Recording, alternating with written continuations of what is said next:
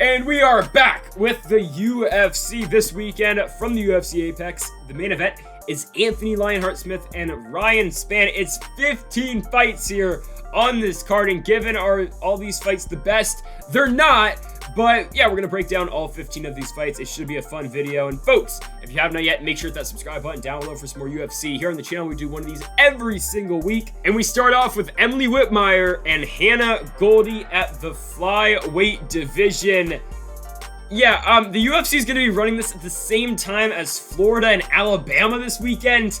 Like, okay, nothing against Emily Whitmire and Hannah Goldy, but it's gonna be tough to get me to stop watching Alabama and Florida to watch this fight. Okay, given I'll have both of them on at the same time, but okay, we start with Hannah Goldy and Emily Whitmire, and I didn't think I was ever gonna see the day where Emily Whitmire was a favorite in a fight. Now, again, nothing against Emily Whitmire, but she's 4-4 overall. Her UFC run has not been great. She's taken on a fighter in Hannah Goldy who did not look good in her last fight against Diana Belbita. And then before that for Goldy, she loses to Miranda Granger. It's a short turnaround for Goldy too, which is a little bit concerning because she did take some damage in her last fight, which was less than 2 months ago. And for Emily Whitmire, her last loss is to Polyana Viana. Now, Viana, very good BJJ player, really good arm bars out of Viana. That's how she did submit Whitmire. And then before that, Whitmire ran into Amanda Ribas, who is a top 15 fighter. Now, who has Whitmire beaten in the UFC? Absolutely nobody. So again, it's a tough fight because Whitmire, she has losses against very good opponents in the UFC, but she has wins over fighters who aren't in the promotion anymore. And for Hannah Goldy, she hasn't won a fight in the UFC yet. She got her way into the UFC by winning on the Contender Series in 2019, but then she took a quick turnaround against Miranda Granger on short notice. She lost the fight, then she fought Belbita and she lost as well. Whitmire is 4-4. Goldy is 5-2. Emily Whitmire is okay on the ground, even though she's been submitted in her last 2 fights against, jiu-jitsu fighters who are better than her, Viana and Ribas, but she does own a rear naked choke finish in the UFC a minute into her 3rd fight in the promotion, and she also got submitted by Jillian Robertson in her 1st fight in the promotion as well. She got finished by Roxanne Modafferi also on The Ultimate Fighter in the 2nd round of The Ultimate Fighter Season 26. And for Goldy, again, she is currently 5-2, coming off those back-to-back losses to start her UFC career against both Miranda Granger and Diana Belbita. Can't believe I'm doing it, but I'm taking Emily Whitmire to win this fight. I like Whitmire on the ground in this one, and don't take my word for any of this because this fight could go either way. It's a women's flyweight fight to start off the card with 2 fighters who haven't done much in the promotion. Again, Whitmire hasn't beat anyone that's been all that impressive in the UFC, and Goldy hasn't beat anyone yet. I'm taking Whitmire off the experience in the promotion, and I do like her ground game against Goldy, which isn't saying much. It's a tough fight to call. I'm taking Emily Whitmire by decision. Not confident at all, though, in this one. We've now got Alateng Lee taking on Gustavo Lopez. For Alateng Lee, we haven't seen him since last year. It was October of 2020, where he ran into Casey Kenny on the wrong night. Casey Kenny had a very good performance against Alateng Lee, and really nothing Alateng Lee could do about it. And for Gustavo Lopez, his last fight was a loss to a man who is on a damn mission right now. It's Adrian Yanez, man. 3 straight fights, 3 straight knockouts. I've gotten all of them right by knockout. But yeah, Yanez ran to Lopez, or Lopez ran to Yanez, and he got knocked down in the 3rd round. Before that, for Lopez, comes in the UFC, loses to Merab Dvalishvili on very short notice. Tough taking on a guy like Merab, who's going to be fighting former title challenger next in Marlon Moraes. And then for Lopez, after that, runs into Anthony Burchak. He wins that fight by rear naked choke in the 1st round. Those are his 3 fights in the UFC. And for Alateng Lee, comes in the UFC, he's fighting out of promotions in Thailand, in China, and in Korea. Then he comes in, he fights Danan Bakari, and he picks up a win over Danan Bakari. Wins by unanimous decision on the Andrade and Zhang Weili card in China. It's a tremendous fight. Go check that one out. But Danan Bakari since then has looked very good. He knocked out Guido Canetti, and then he also beat Kevin Natividad.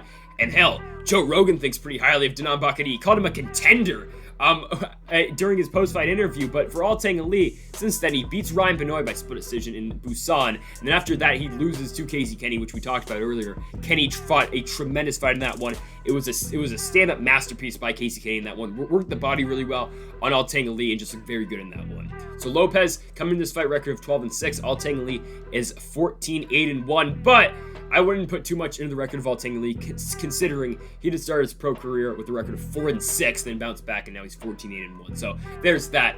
Gustavo Lopez, I think he does have the advantage on the ground in this one. I think Lopez can get Alateng Lee to the ground like he did against Anthony Burchak. That's his best pathway to victory. And for Alateng Lee, is probably keeping it on the feet. You look at the Denab Bakary fight, you look at the Ryan Benoit fight, and you look at the Casey Kenny fight. I know Alateng Lee didn't look great in the Casey Kenny fight, but that just shows you how good Kenny is. And I know Kenny just ran into a very tough opponent in Sung Yadong, and then before that, Dominic Cruz. But don't forget how good Casey Kenny really is. And that was just a very tough fight for Alateng Lee. I like Alateng Lee to beat Gustavo Lopez in this one. I think he keeps the fight on the feet, and in a kickboxing fight, I do like Alateng Lee to win this one. If you can beat Denab Bakary, I think he can beat Gustavo Lopez as well. So we're going to go with an Alateng Lee victory in this one. I think he wins it by decision. Just pure violence coming out this fight here. Early on the prelims, you're not going to want to miss this one. Carlston Harris taking on Impa Kasanganay. Tremendous fight. This fight should be on the main card. It is such a good one.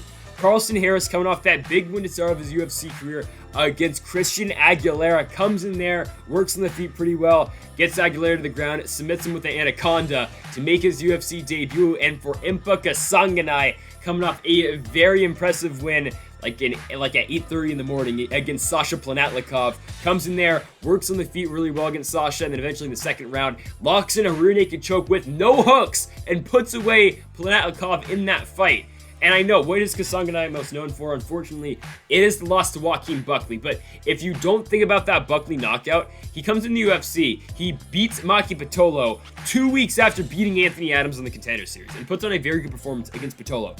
Kasanganay throws bombs. That's what he does. I mean, he throws everything in every single one of his shots, and that's what he did against Pitolo. Pitolo's got a tough chin to crack, but Kasanganay looked very good in that one. The Buckley fight, I thought Kasanganay was winning up into that point. It was a close fight with him and Buckley, but Buckley caught him with one of the greater knockouts you are ever going to see. And really, there's nothing you can do about it if you're Kasanganay, because now he's down at welterweight. You saw the Sasha Planatlikov fight. It was Kasanganay's first ever fight at 170, and he looked very good in that one. There were concerns about him making weight. Well, he weighed in at 170.5, and he looked shredded down there, and his cardio still looked very good. The thing is, Carlston Harris is a monster. He came into the UFC, winning on Dana White looking for a fight, won a very impressive performance, picked up a win against a fighter who is 17-1, gets the Darce choke on UAE Warriors, punches his ticket into the UFC, and the Aguilera fight was domination by Harris. Carlston Harris and Impa Kasanganay. Kasanganay still with no TKO finishes so far in his pro career. He does have 3 submissions, but Kasanganay's stand-up game is so damn good, and this is for a guy who's only been pro for, 2 years now? Absolutely incredible. Carlston Harris, though, the veteran of the sport. Harris looking for that second win in the UFC. He's 34 years of age. He's got a tremendous ground game, does Harris, and his stand-up game is pretty good as well. Throws with a lot of power. So this is just such a banger of a fight. It's such a good one. I think Kasanganay, though, is the better fighter.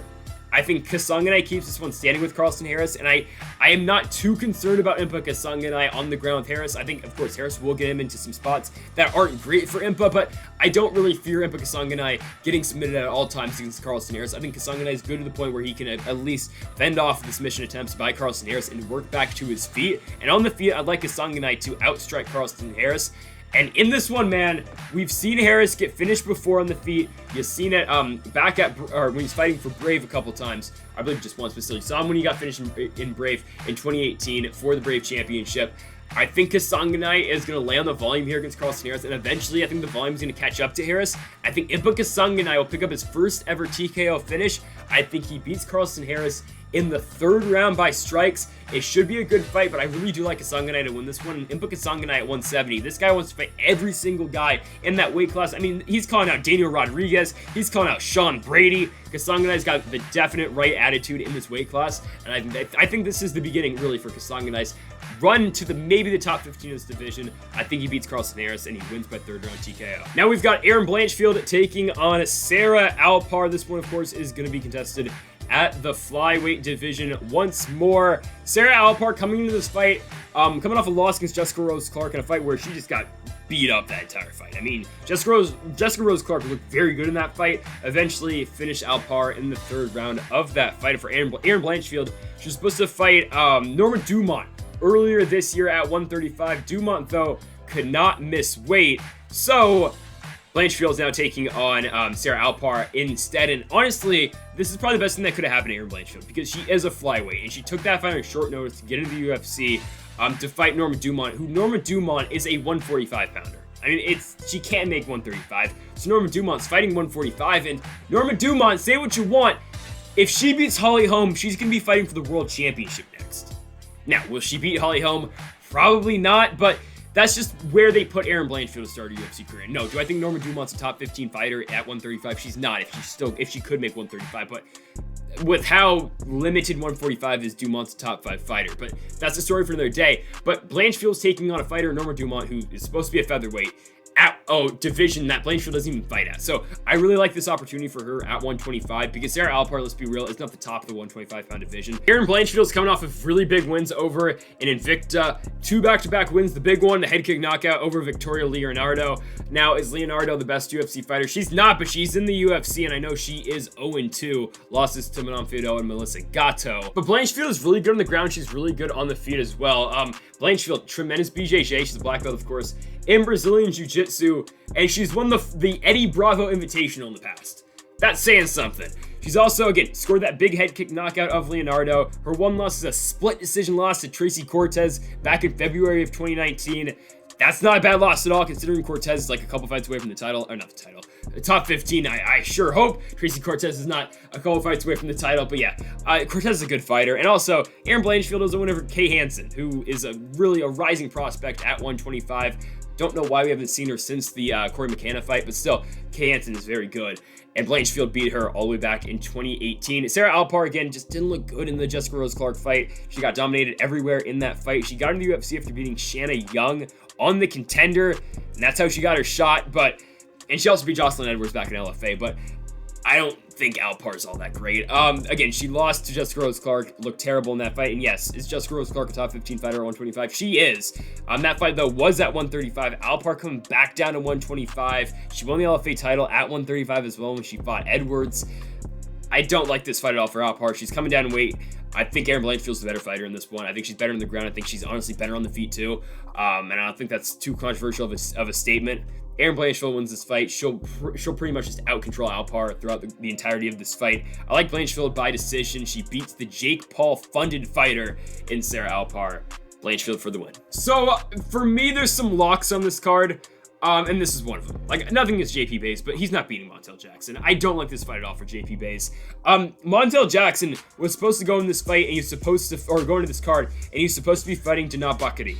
Buckley had to pull out, and now we get JP Buys. JP Buys is coming up in weight. He's a 125-pounder. He lost to Bruno Silva in his last fight. He's coming up to 135, and he's taking on a machine in Montel Jackson. Montel Jackson is a very good fighter. This guy comes in the UFC. He loses a close, I wouldn't say it wasn't all that close against Ricky Simone, but he loses a fight to Ricky Simone where I thought Montel Jackson won a round. Okay, that's tough to do in your UFC debut against Ricky Simone. After that, he submits Brian Keller. Then he beats Andrei Sokolov. He beats Felipe Colares, and then he loses to Brett Johns, which, okay, that's going to happen to you. And then he beats Jesse Strader. He knocks him out in the first round. Montel Jackson is a tremendous fighter. That dude's stand-up game is really good. His kickboxing is very good. His ground game's pretty solid as well. JP Buys got rocked like 5 times against Bruno Silva at 125. Now he's got to go up a weight and fight Montel Jackson, who has a lot of power for 135. I just don't like this fight at all for JP Buys. I think he should be fighting at 125. I don't like the short notice fight here against Montel Jackson. I know he's supposed to fight Francisco Figueiredo just like a month after losing to Bruno Silva. I'm glad Buys did not fight that fight because he took a lot of damage in the Silva fight. He got knocked down again like 4 times in that one. But Montel Jackson's not the fight that's gonna solve all your problems. I don't like the fight at all for Buys. I think Montel Jackson is just the better fighter on the feet. I think I definitely see the pathway for a Montel Jackson finish in the first round. I don't think he gets in the first. I think he gets in the second. Montel Jackson is going to outstrike JP Buys in the feet. I don't think this fight is all that competitive. Again, Buys is coming up from 125. This is not his weight class, and Montel Jackson has looked very good recently. So Montel Jackson wins this fight. I don't think it's all that competitive on the feet. Montel Jackson wins it by second round TKO. It's a lock. It's that simple. Now we've got 2 fighters looking for that first win in the Ultimate Proving Ground. Both of them are 0-1 in the UFC. It is Dakota get this, his nickname is Harry. It's Dakota Harry Bush versus Rongzhu, the former WLF Wars champion over there in China. And for Rongzhu, his last fight was on UFC 261, Usman Masvidal 2. He loses to Rodrigo Vargas in a fight where Vargas was a big underdog in that one. Rongzhu was a minus 235 favorite in that fight. And I mean, I picked Rongzhu too. He did not get the win in that one. And for Dakota Bush, his last time out, it was a loss to Austin Hubbard. Loses that one by unanimous decision. Before that, coming off of 2 back-to-back wins in LFA, one by rear naked choke, the other with a head kick finish 57 seconds into the first round. That was early 2021. For Rongzhu, though, he fights in WLF. He was on a really big winning streak over there from 2018 over until 2021. Again, he was the WLF lightweight champion. That was the last fight he did win before heading on over to the UFC. Now, he did win the title against a guy who was 9-7 at the time, now is 9-9. Apparently, this guy, the guy that Rongzhu beat for the title, just lost to an 0-2 fighter as well. You never really want to see that. I don't know how that happened, but whatever. Rongzhu comes in the UFC, loses to Rodrigo Vargas. Tough night out for him. I thought Vargas won the fight. Rongzhu, though, still what we know, he's got a good stand-up game. I think, like, if you match up Rongzhu and Dakota Bush, if it's a kickboxing fight for 15 minutes, Rongzhu should win. As long as he stays out the power from Dakota Bush, because Dakota Bush does throw a lot of power on the feet. Now, where this fight does get interesting is on the ground, because Dakota Bush will have the advantage on the ground against Rongzhu. He will. I think Dakota Bush is the way better jiu-jitsu player between him and Rongzhu, and I think Bush is going to be able to find that takedown in this fight. I think he will. The takedown will be open for Dakota Bush in this fight, and that's his pathway to victory. Because Dakota Bush, 4 submission wins so far in his career. The most recent one coming late into 2020 on LFA 92, picking up a rear naked choke win 2 minutes into the very first round. And honestly, I still have the same problem with Rongzhu that I did when he was coming into the UFC. When you're fighting in WLF, the fighters aren't great over there. Like, yeah, there's some solid fighters in WLF. Like, for example, like Rongzhu, I can't remember his name on the top of my head, but the guy who just lost to Joshua Kalibau in his last fight.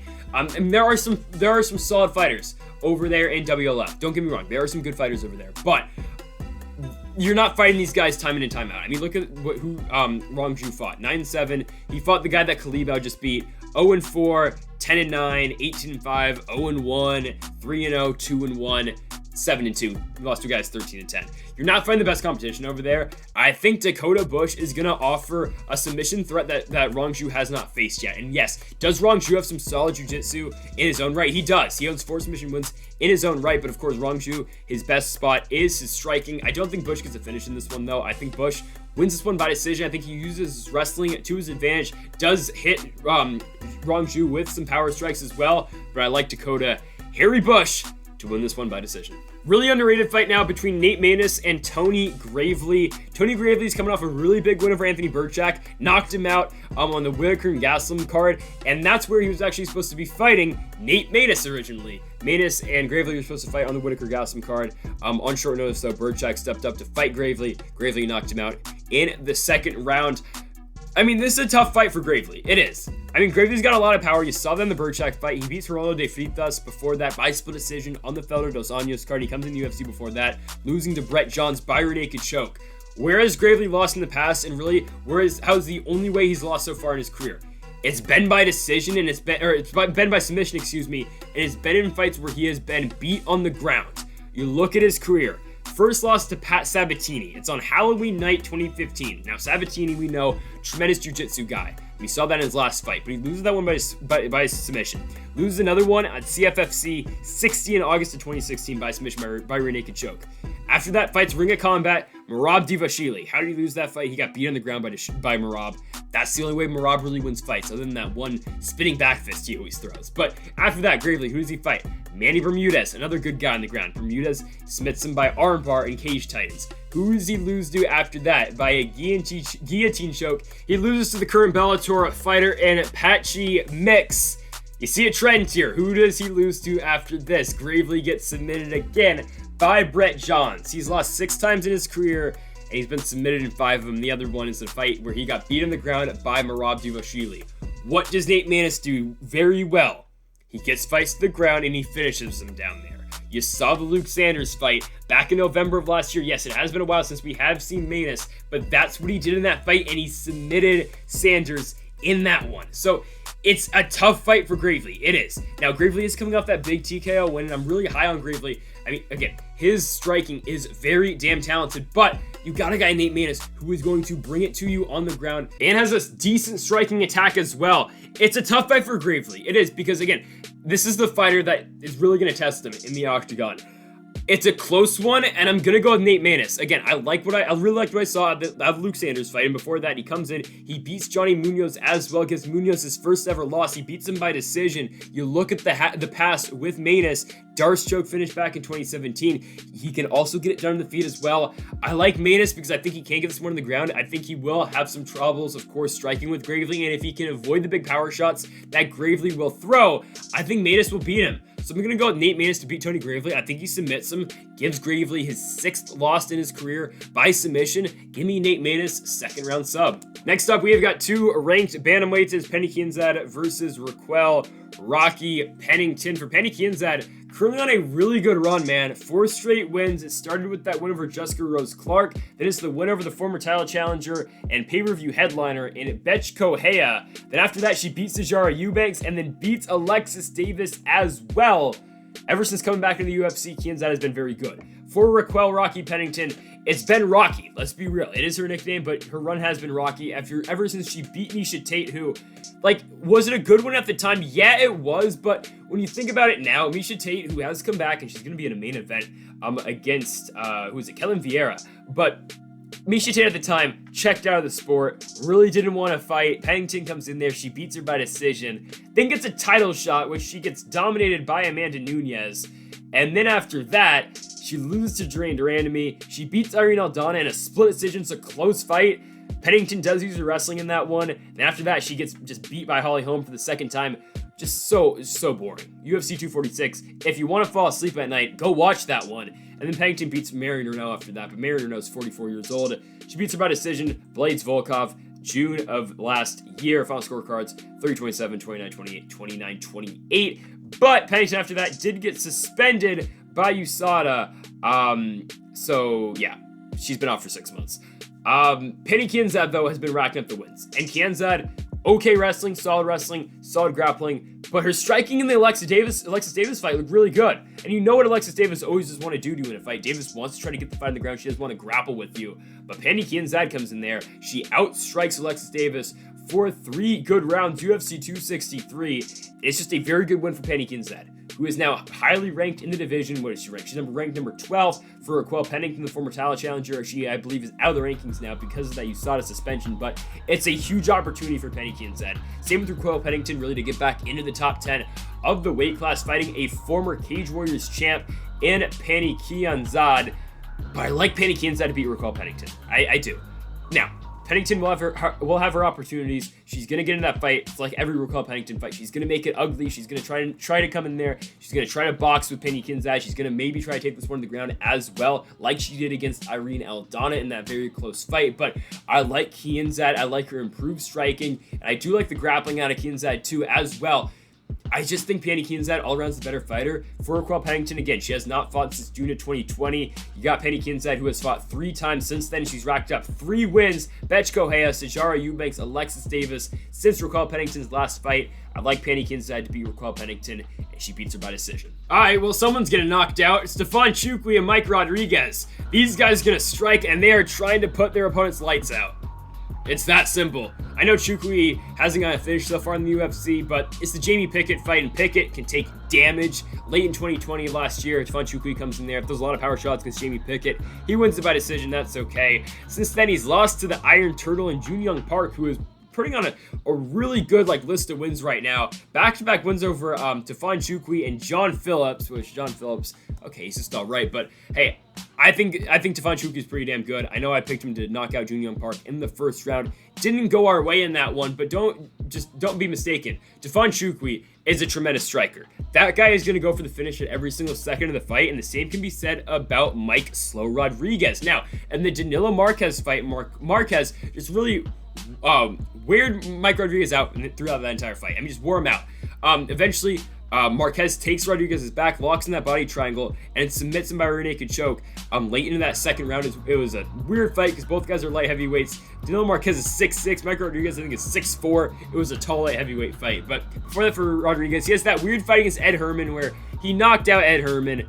The referee thinks it's a shot to the nuts, so they restart the fight. Herman comes back, gets Mike Rodriguez in Kimura, and finishes him. I mean, it was a fight that Rodriguez won. They gave him his win money. That's great. But before that for Rodriguez, he beats Marcin Prachnio, KOs him with an elbow in the co-main event, I do believe, for Munoz and Edgar. And before that, gets KO'd by Da Un Jung, beats John Allen before that, and then by decision, wins a fight before that again, and then loses to Devin Clark to start off his UFC career. Mike Rodriguez, though, goes to the finish. He's got 9 KO finishes. Same can be said about Nchukwi. Someone's going to knock down the first round, and I think it's going to be Mike Rodriguez. I think it's going to be. I've seen Da Un Jung crack the chin. I think Nchukwi is going to do the same. I don't think Mike Rodriguez can stand there and hang with Nchukwi and the power that Nchukwi does bring. Nchukwi will throw some great strikes, but he also throws that big head kick over the top that is dangerous to finish out his combinations.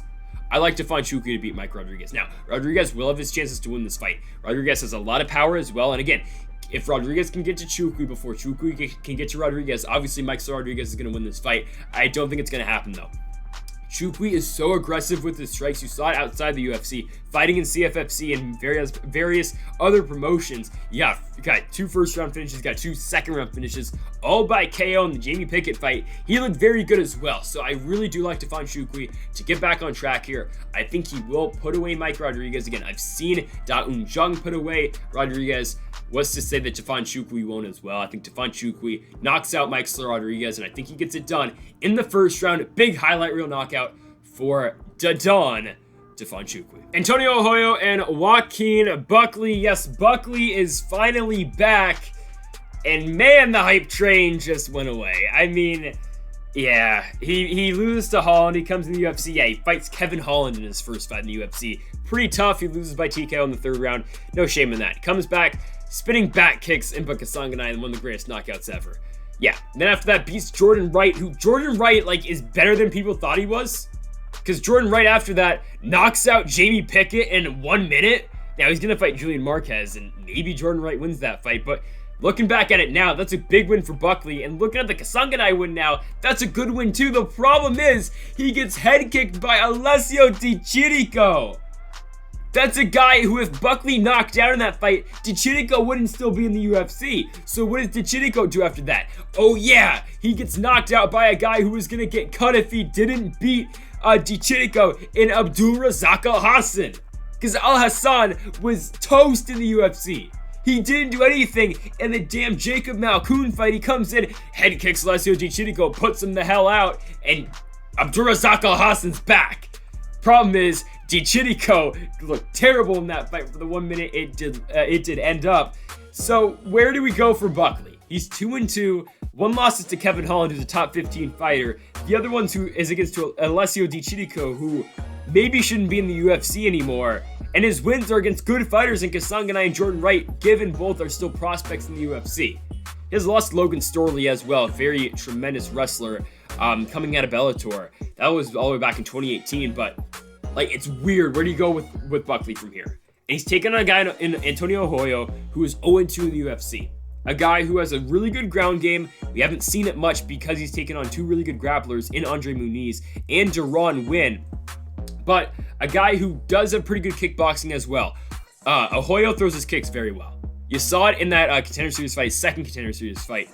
Just the kicks out of Arroyo are really great, but I don't know if he can stand with Joaquin Buckley, because Buckley will bring a lot of power.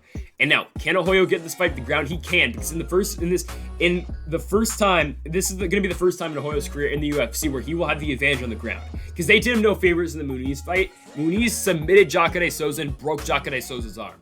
And Deron Wynn trains at AKA. He trains with DC. He's a tremendous wrestler. That guy's a monster. So they did not do him any favors starting in the UFC. And now, was the Deron Wynn fight all that impressive and all that entertaining? It really wasn't. It was a catch weight at 195, but Arroyo will have his opportunities in the Buckley fight. Because Buckley, if there's anything that Joaquin Buckley is not great at, it's his chin. The chin of Buckley has been cracked. And it's been cracked multiple times. Kevin Holland put him down like 3 times in their fight. And then the Gichidiko fight, it was 2 minutes into the fight, in a fight where Buckley was 110% supposed to win. It was on ABC, it was on national television, and he got cracked by Alessio Gichidiko with the head kick. And then it turned around. Yeah, Abdulrazak Alhassan knocked out Gichidiko with the head kick as well. Buckley should win this fight. And I'm going to pick Joaquin Buckley to beat Antonio Arroyo. And I'll say it, I think he knocks him out in the first. But Arroyo has a chance to win this one, definitely. Because if Arroyo can get Buckley to the ground, I'm not saying he's going to Logan Storley him, but Arroyo will have a chance to submit Joaquin Buckley. He's going to have a chance to control him on the ground. I don't know if he gets there, though. And I think Arroyo will throw a lot of kicks in this one. He's going to throw kicks to the body to try and neutralize the body and the stamina of Buckley. But I think Joaquin Buckley is going to find that power shot in the first round. And I think he's going to put down Antonio Arroyo. So I'm going with Joaquin Buckley to bounce back after that loss to Alessio Gichidiko. I think he picks up a win. He knocks out Antonio Arroyo, and he gets it done in the first round. And I said there were locks on this card. This is another one. Like, all the credit in the world, all the respect in the world to Christos Giagos for taking this fight. Because for Giagos, if he wins this fight, he cracks in the top 15 for the first time in his career. But Arman Tsarukyan is one of these guys who, this guy's going to be in the top 5 very soon. And we saw him and Islam Makhachev early in those two guys' career in the UFC. It was Tsarukyan's first fight in the UFC. We might see those guys again sometime down the line, and that might be for a world championship. That's how good Arman Tsarukyan is. Christos Giagos, again, all the credit in the world for him taking this fight. He's coming off of back-to-back wins. He comes back in the UFC, his second stint in the promotion. He beats Carlton Maness. He beats Sean Soriano back at UFC 262, submits him with a Bravo choke. Awesome. Arman Tsarukyan has great wrestling, great jiu-jitsu, and oh, by the way, he's a very good striker too. Arman Tsarukyan, again, he has the Makhachev fight. Go watch that fight. It's more competitive than you would think. Now, does Islam Makhachev win all 3 rounds in that one? Probably. You can make the case Tsarukyan wins 1, but Islam Makhachev probably wins that fight. Now, Tsarukyan, though, it's a solid performance for Tsarukyan. It's his first fight in the UFC against Islam Makhachev. He comes back, he beats Olivier Aubin-Mercier, he beats Davey Ramos, and he beats Matt Frivola. Back-to-back wins. The Frivola fight looks very good. That was on UFC 257. It was Connor and Dustin 2. Tsarukyan comes in there, he out-grapples Frivola, he outstrikes him, throws a lot of tremendous strikes in that one, and Tsarukyan really putting himself on the map. Now, he did miss weight in that fight against Frivola, weighs in at 157. Now, again, he's going to be fighting Giagos at 155. Let's hope he can get that weight cut figured out this time around. But Tsarukyan, man, is very good. Now, Giagos is good too. He's got solid submission skills. Now, he has been subbed 4 times in his career as well. And his chin has been cracked too. Now, it was Josh Emmett who did knock him out back in 2016. But, like, this is so tough to pick Christos Giagos because Tsarukyan, his striking is amazing. His grappling is amazing. This guy's only 24 years old. He's 16-2. I'm telling you, man, Tsarukyan's going to be in the top 5 someday. And that someday might be like in 3 years, might be 2 years, hell, it might be next year. Arman Tsarukyan is that damn good. His wrestling is tremendous. His striking is tremendous. I think very highly of this guy. He's number 14 for a reason. He's only going to keep climbing those ranks right now. And in the 155 division, give me Arman Tsarukyan to beat Christos Giagos. Giagos is a tough guy to get out of there. And Tsarukyan isn't, he's not getting finishes every single time out. I think Tsarukyan, the safe bet here is to pick Tsarukyan by decision. I definitely can see him finishing Giagos, but we're going to go safe here. We're going to pick Arman Tsarukyan, the future of the 155-pound division, to beat Christos Giagos by decision. It is now the debut of the German fighter in Mandy Bohm to the UFC, coming off that big win over in Bellator just last year. I do believe it was in Italy. Bohm finally coming to the UFC. She's undefeated. She's 7-0. She's taken on Ariane Lipski. But for Mandy Bohm, again, last win in Bellator, big unanimous decision win. And what does Mandy Bohm do well? Well, she's a good wrestler. She's got good jiu-jitsu, and she's a good striker too. I mean, she put a beating on her opponent in her last fight. Now, her opponent was not the greatest fighter, 5-4-1 fighter, but still, again, Bohm looked very good in the feet. She looked very good striking in that one. She looked very good in the clinch. She looked very good taking that fight down to the mat. And when she got her down there, again, worked very well with her ground and pound. This fight is concerning for Ariane Lipski. It is. Because Lipski's coming off 2 straight losses. It's to Antonina Shevchenko, who Antonina Shevchenko's ground game is not the best. It's not. I mean, I've seen Antonina get beat on the ground by Kaylin Kuchakian, who is, again, like a top 3 fighter. So that's okay. But Andrea Lee, I mean, Antonina was on her back against Andrea Lee for 10 minutes. I mean, that's not good. And Antonina dominated Lipski. in their fight. And then Lipski turns around. She fights one of the better wrestlers in the division, if we're being honest. A ranked fighter, or used to be a ranked fighter, in Montana De La Rosa. And yeah, she gets finished by Montana De La Rosa, not by submission, by TKO. Like, Montana De La Rosa finished Lipski with ground and pound. That's saying something. That's saying something. And I know everyone was so high on Lipski because she finished Luana Carolina with the knee bar. And yes, was that one of the better submissions of last year? You're damn right it was. But you look at the body of work for Lipski. I mean, her UFC run starts. Again, she was the KSW champion. High expectations coming in the UFC. She was the former KSW flyweight champion. She comes in. She loses to Joanne Calderwood. Okay, in a fight where Lipski was a minus 245 favorite. Sure. After that, who did she fight? Molly McCann. She loses that fight as well. She was a minus 275 favorite coming into that one. She beats Isabella De Pauda. She's supposed to win that one. She beats Luana Carolina. Supposed to win that one. She's supposed to beat Shevchenko. Didn't happen. And I thought De La Rosa was going to run right over her. That's what happened. But Mandy Bohm's going to beat Ariane Lipski.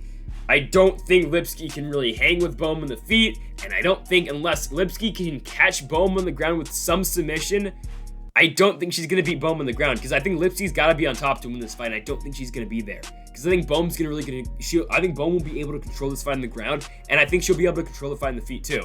Like, I think wherever Mandy Bohm wants this fight, she'll be able to take this fight. I don't think Lipski really has too many advantages in this one.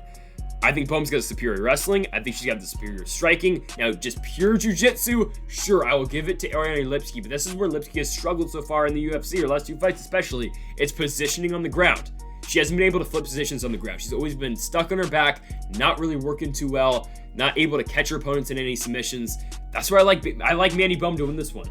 I think Mandy Bohm comes in the UFC, she picks up a win, she turns her 7-0 record to 8-0, she remains undefeated, and she beats Ariane Lipski. I like Mandy Bohm to win this one by TKO. I like her to win this one in the third round. Late TKO finish. I think the outcome will already be decided, but I think Bohm does get that late finish to really put a stamp on her first win in the UFC. Now we've got Cameron VanCamp and Nicholas Motta, two guys both making their UFC debuts. Nicholas Motta, of course, fought in The Ultimate Fighter back in 2015, the Brazil season 4, but for Cameron VanCamp, taking this fight on very short notice because Motta was supposed to be taking on Jim Miller. Miller had to pull out, though, because he tested positive for the virus, so VanCamp comes in on very short notice, currently on a 4-fight winning streak. He holds belts in a lot of different promotions, and I'll list them off for you right now.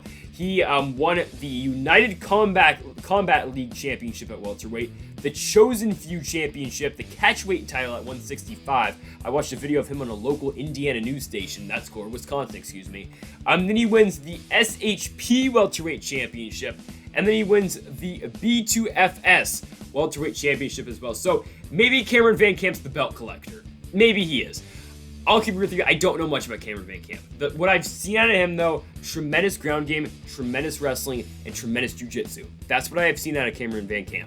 Nicholas Motta, obviously, we've seen him on the Contender. We've seen him at CFFC. Most recently, he did fight for the Cage Fury at Lightweight Championship before heading on to the Contender Series. Looked very good in that fight. Uses striking very well. He's a very good striker, as Nicholas Motta. You don't see him on the ground often because his striking is so damn good. It's a styles fight, though, in this one. Because I think Motta obviously will have a huge advantage because he has been training. VanCamp is coming on this one at very short notice, and again, Motta's supposed to be taking on a future Hall of Famer in Jim Miller, and he's supposed to take on Damir Hazovich before that, but for Nicholas Motta, again, you know the striking is good, and you know if this fight's on the feet with him and Cameron VanCamp, he is going to outstrike Cameron VanCamp. The thing is, Cameron VanCamp's got an opportunity to win this fight. Because it's not like he's just a lesser version of Motta and like they do the same thing. No, Cameron VanCamp's going to come in there. He's going to try to take this fight down to the mat. He's going to try to submit Nicholas Motta. I'm going to pick Nicholas Motta to win this one, but I do see the opportunities for Cameron VanCamp in this one, and I think, yeah, he will have the opportunity to win this fight. You look at his last 3 wins. Darce choke finish a minute into the fight, given it was a fighter who's 10-7, but still. Darce choke win. Before that, picks up a submission win against a fighter who's 5-4, and then before that, 10-6. Submission win by armbar. Before that, for the Chosen Few FC Championship at catchweight at 165. So yeah, there are opportunities for VanCamp to win this one, and I think, yeah, he will have his opportunities. If VanCamp can't get this one on the ground, sure. Should he beat Nicholas Motta on the ground? He should. We will see, but I think Nicholas Motta all around is the better fighter. But again, it's a clash of styles, really. Because if VanCamp is able to consistently land that takedown against Nicholas Motta, he's gonna win this fight. But if Motta can keep this fight on the feet, I think it's going to be a very rough night for VanCamp. I think that's what's going to happen, but I would not rule out a Cameron VanCamp victory in this one. I like Nicholas Motta, though, to win this one. I think he wins this one by decision, keeps this one on the feet, and outstrikes Cameron VanCamp for 3 straight rounds. In the co-main event, we have got Devin Clark taking on Cutelaba. It's the first time we've seen Devin Clark since he did main event a fight night back in November of last year. He lost to Anthony Smith in that one. Smith, early on in that fight, locks in that body lock, and we're going to talk about Anthony Smith very shortly here for the main event. But Smith comes in there, locks in that body lock, takes down Devin Clark. Clark actually, though, does reverse positioning in that fight because Smith does have his back for very few moments in that one. But Clark reverses it. He's on top, and then Anthony Smith locks in a very nice triangle choke and puts away Devin Clark 2 minutes into that fight. Cutelaba, though, probably won't be doing that because that man does not give a damn. He's going to come in there and he's going to throw a lot of power shots. Now, Cutelaba has not won a fight since he beat Khalil Roundtree back in Denmark in September of 2019. He won that fight by TKO. Since then, for Cutelaba, he lost twice to Magomed Ankalaev. Now, again, there's the controversy around the first one. I don't think there's any controversy now, but Cutelaba in the Ankalaev fight comes in there, gets rocked by Magomed. He does the weird thing where he's like faking that he's rocked. Tries to throw some power shots. The referee stops the fight. They have to run it back. That fight got scheduled like 5 times. They finally did it at UFC 254, and Ankalaev just leaves him stiff 4 minutes into the first round. Then after that, Cutelaba does come on to fight Justin Jacoby. He loses that one by split decision as well. Cutelaba's been fighting the UFC for a while. First fight was in June of 2016. It was in Ottawa, Ontario, Canada on the Wonder Boy and Roy McDonald card, losing to Misha Serkinov by arm triangle choke. And Cutelaba's fought some very good fighters in the UFC too. He also losses to Jared Cannonier, Serkinov, Glover Teixeira, and Magomed Ankalaev twice. And as for Devin Clark, actually owns a loss to the current champion at 205 in Jan Blachowicz. He got submitted by a standing rear naked choke on the Cowboy and Till card over in Poland. In 2017, of course, Jan Blachowicz winning in his hometown. And also, Devin Clark has lost to the main event fighters, both of them. Ryan Spann lost by guillotine in Tampa on the Joanna Waterston card. The Smith fight by triangle, and the Rakic, and he lost to Alexander Rakic as well. UFC 231 got finished 4 minutes into the very first round. But Devin Clark, though, he's a good striker, and he was kind of out of his comfort zone in the Anthony Smith fight, considering Smith took him down so early, and Smith really controlled him on the mat. So Clark in this fight, he will get the opportunity to strike with Cutelaba, just like he did in the Daquan Townsend fight and the Alonzo Menifield fight, both of which he did win by unanimous decision. The Menifield fight coming at UFC 250 in June of last year. Cutelaba is going to throw, Clark is going to throw, should make for a good fight. I see the pathway to victory for both fighters, really. I think Devin Clark can win this fight, staying on the outside in this fight, avoiding the power shots that Cutelaba and the wild shots that Cutelaba will throw. So there will be opportunities for Devin Clark to pick his shots in this one. But all around, I like Cutelaba to win this fight. I think Cutelaba is the better striker between him and Devin Clark. Don't forget, Cutelaba's got some very good sambo as well. We don't see it too often, considering he fought Magomed Ankalaev twice before fighting Dustin Jacoby, and the Jacoby fight didn't look great in that one. It was a split draw on Reyes and Prohashka in May of this year. I like Cutelaba, though, to beat Devin Clark. I think it's going to be a competitive fight for as long as it does last. I think it does make it to the scorecards. I really do think it will. Clark, very durable fighter. Same can be said about Cutelaba, even though he did get stiffed by Magomed Ankalaev. I think Cutelaba, though, will get the better of Devin Clark. I think he uses his striking to his advantage, and Cutelaba improves to a record of 16 wins, 6 losses, and 1 draw with a decision win over Devin Clark. So it is time for the main event of the evening. Headlining this 15-fight card, it, of course, is Lionheart. Anthony Smith is back for his 8th main event in his last 9 fights, and he will be taking on first-time headliner in Ryan Superman Spann. Here we go. So Anthony Smith coming off really good wins, back-to-back wins over Devin Clark and Jimmy Crute, the Jimmy Crute fight where he kicked the hell out of Jimmy Crute's leg at UFC 261. And oh yeah, right after that, Chris Weidman snapped his leg against Uriah Hall. Kind of weird, and according to Zhang Wei Li, that's the reason she lost to Rose Namajunas. But Anthony Smith has been pretty solid, and after a lot of people wrote him off after back-to-back losses to Glover Teixeira and Alexander Rakic, the Teixeira fight, I mean, hell, who would have thought Glover Teixeira now is going to be fighting for a championship next month? And Alexander Rakic, Smith, that just wasn't his fight. Rakic worked the leg kicks early and then took down Anthony Smith and really just worked on him on the ground for the remainder of that fight. And since then, though, Smith with back-to-back wins, main event spot over main event spot against Devin Clark in that fight on UFC 261, the win over Jimmy Crute. And for Ryan Spann, coming off one win, it's a win over Misha Cirkunov. He comes in there on the Edwards Muhammad card a minute into the first round, knocks out Misha Cirkunov to improve to a record of 19-6. He won a performance bonus on that night as well. But the fight that concerns me in this one with Ryan Spann, it's the Johnny Walker fight. And now, it's the only loss Spann does have in the UFC, but you look at that fight against Johnny Walker. Spann has got Walker rocked in that first round, and this fight only lasts for 2 minutes and 45 seconds, but Spann has Walker rocked in that first round. He's got him basically dead to rights. Walker's almost knocked out. Spann walks right into a shot of Johnny Walker with his hands down. He comes in there just thinking, all right, one more power shot, I'm going to put away Johnny Walker. Instead, Walker opens up, catches him with an elbow, and puts out Ryan Spann. If Ryan Spann comes in there, fights that fight just a little bit more technical, and knocks out Johnny Walker, who knows where he would be at in this weight class. The other fight that concerns me with Ryan Spann, and this concerns me because he's in a 5-round fight for the first time in his career against a guy named Anthony Smith who's fought in 8 of these in his last 9 fights, is the Sam Alvey fight. Ryan Spann is winning early against Sam Alvey, and it just depends on how you scored that second round. Because the third round, I thought Alvey won. The first round, I thought Spann won. Now, I thought Sam Alvey probably won that fight. It is the first fight back from the pandemic, UFC 249 in Jacksonville, Florida. Now, what has Sam Alvey done since the Ryan Spann fight? He has lost, and he has gotten a draw too. Alvey's been terrible, and apparently he's going to get another fight, according to Dana White. Now, Ryan Spann comes in there, beats Sam Alvey, but barely.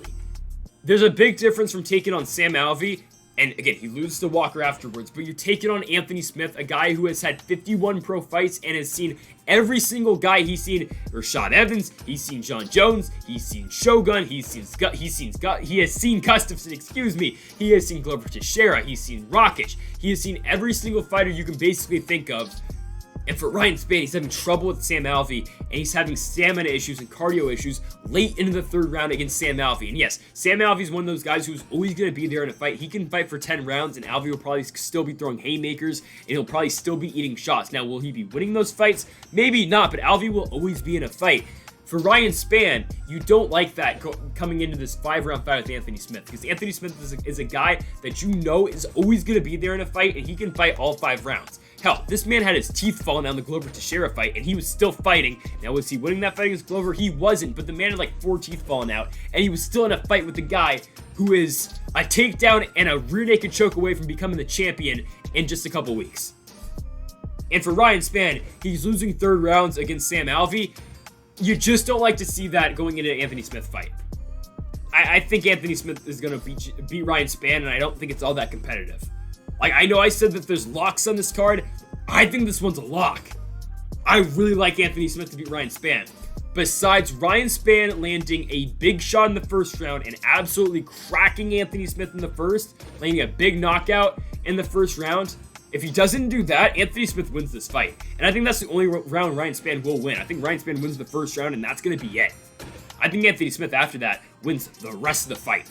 And I think Anthony Smith eventually will finish Ryan Spann. I think he'll put him away very late in this fight. I'm going to go Anthony Smith 4th round TKO. Because I just don't like the cardio out of Ryan Spann. The Alvey fight's concerning. The Johnny Walker fight is concerning to the fact, well, Anthony Smith isn't going to make a stupid mistake like Spann did in that fight, or he's not going to fight stupid like Johnny Walker always does, really. So, like, I don't think Smith is going to fight this fight stupidly. He's a very technical fighter. He's a very technical striker. So Smith is not going to put himself into any immediate danger against Ryan Spann, where he knows that Spann will be his best, and that's early in the fight in the first round. So I think Smith is probably going to let Spann win that first round, or at least that first round is going to look very competitive, and Ryan Spann will have his moments in that first round. But after that, I think this fight is going to be all Anthony Smith. And yes, could Ryan Spann take down Anthony Smith? I think it's a definite possibility, but shooting takedowns gets tiring. It is very tiring. Trust me, it is. Shooting takedowns for 3 straight rounds, a guy in Ryan Spann who had trouble with his cardio in the 3rd round against Sam Alvey, like, if he comes in there against Smith and lands 3 takedowns in the first 3 rounds, wins all 3 of those rounds, where is Ryan Spann going to be in the 4th round? Will he be able to take down Smith again in that 4th and in the 5th to the point where he can still defend himself striking? I don't think so. So in every single way I break down this fight, it keeps looking better and better for Lionheart, and I still don't find a way where Ryan Spann wins this fight, except for that one Hail Mary shot in the first round where Ryan Spann is good at, but I still don't, I don't think Ryan Spann can submit Anthony Smith, because Anthony Smith, say what you want about him, he's got some good jiu-jitsu. I'm like, who has he been subbed by recently? I mean, oh wait, he hasn't. And last time he was subbed, I think it was like Antonio Bracaneto back in like 2013. And that's the last time this guy's been subbed. He's submitted Volkan Oezdemir. He subbed Alexander Gustafsson, who, given, is Gustafsson the best jiu-jitsu guy? No, and that's why I thought Paul Craig was going to run right through him. Thankfully for Gustafsson, that fight got canceled, but Smith submitted Devin Clark too. I mean, I keep liking this fight for Anthony Smith. I think Anthony Smith wins every single way in this fight. I like Anthony Smith 4th round TKO. I think Ryan Spann's going to gas out. I think Smith is going to put him away very late into this fight. And yeah, we're going with Lionheart to pick up yet another win here in the main event. And Anthony Smith, currently, I do believe, number 8 in the rankings. I'm going to go check the rankings out right now. Anthony Smith is currently number 6. Okay, it's higher than I did think. So where do you go with the winner of this fight, but especially Anthony Smith in this one? Spann is coming in this fight number 11, of course. Smith is 6. I think it's Dominic Reyes, right? Reyes is coming off 3 straight losses. Smith, number 6, I think he takes on number 5. The winner of this fight, I think, should be taking on Dominic Reyes next, and I think it will be Anthony Lionheart Smith. So, folks, thank y'all for watching this UFC preview and predictions here on the channel. Make sure to hit that subscribe button down below if you have not yet. Again, we do one of these every single week, and if you want to check out any of the other content here on the channel, go check it out. We play NBA 2K22 here on the channel. Same with Madden as well, a lot of franchise modes. So if you are interested in those, go check those out. But again, folks, thank y'all for watching. Make sure to hit that subscribe button down below for more. And Mamba forever.